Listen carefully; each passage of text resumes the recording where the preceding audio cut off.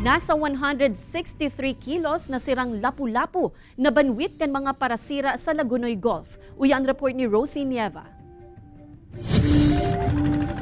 Pasado alas 4:30 ning maagahon kan Disyembre 8 kan maglawod ang mga parasirang sini Joey Haban asin Jumel Tapar kan Barangay Cabcab, San Andres, Catanduanes. Nakaabot ang duwa sa parte kan Lagunoy Gulf sa Camarines Sur kung sa induman sinda nagpurbar na magdakop nin sira gamit ang banwit asin nylon. Sa daipig lalaoman na pagkakataon, sarong dakulang baraka o lapu-lapu ang nabanwit kan mga ini. Kinakarkulong na sa 163 kilos ang gabat ka nasambitan ng sira, kung sa inharos na sa siyam katao ang nagtarabang-tabang sa pagbuhat ka ini ka nakabalik na sinda sa San Andres. Imbes na ipabakal, pigbaranga ninda Joey ang sira asin pighira sa saindang mga kabarangay.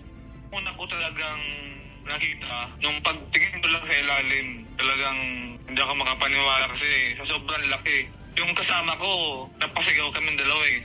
Sigon sa BFAR Catanduanes, pwede talagang magdakula ang nasambitan ng sira alagad sa ngunyan, bihira na sa nasubot na makahiling na nag-abot sa araw kay ni kadakula.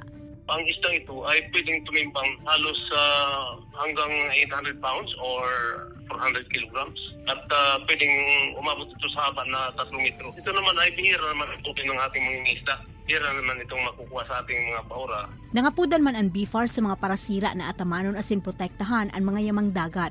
Nganing mas dakol pang biyaya ang maitao kay ni sa publiko. Ini si Rosie Nieva, Balitang Bicolanja.